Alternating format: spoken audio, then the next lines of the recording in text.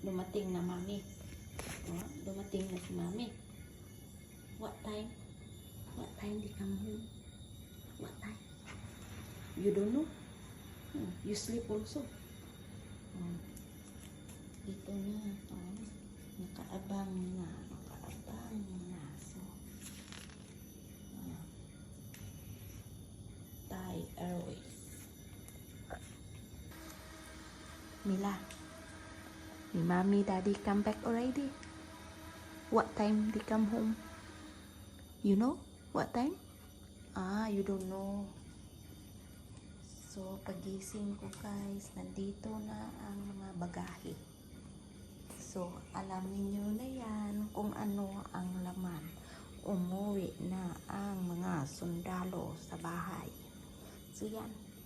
Tinatanong ko si Mila kung anong oras dumating mami niya. Kasi nandito na siya natulog sa bed niya. What time? What time they come back? You don't know. Okay. Mila don't know. Okay, never mind. So, ito na yung Thai Airways, yung sinakyan. Yan. Dito yung mga basura. Yan. Mga basura. Ano kaya binili?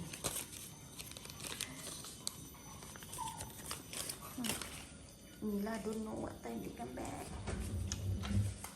I also don't know because I'm already slept yesterday night. So, I think they come home very late. So, yan. Ito mayroon pa. Yan. Ski board. Yan. Mga helmet.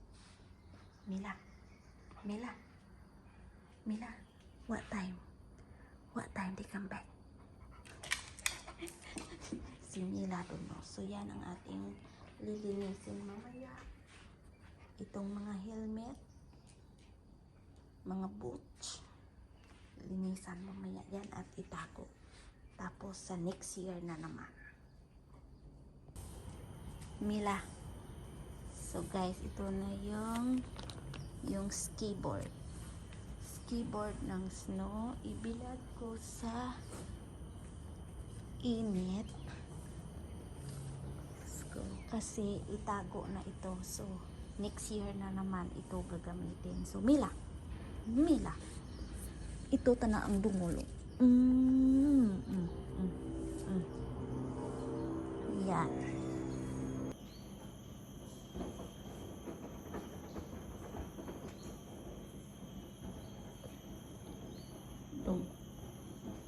Ang Rayna Mila.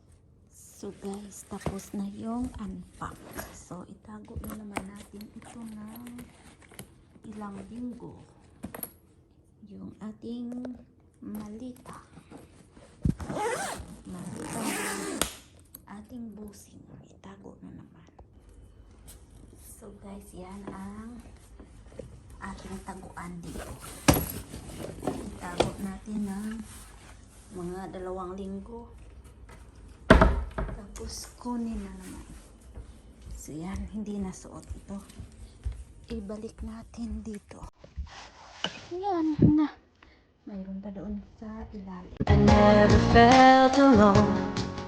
I was happy on my own. And who would ever know where something missing? I guess it feel awesome. Things waiting all the time, but I never caught my time.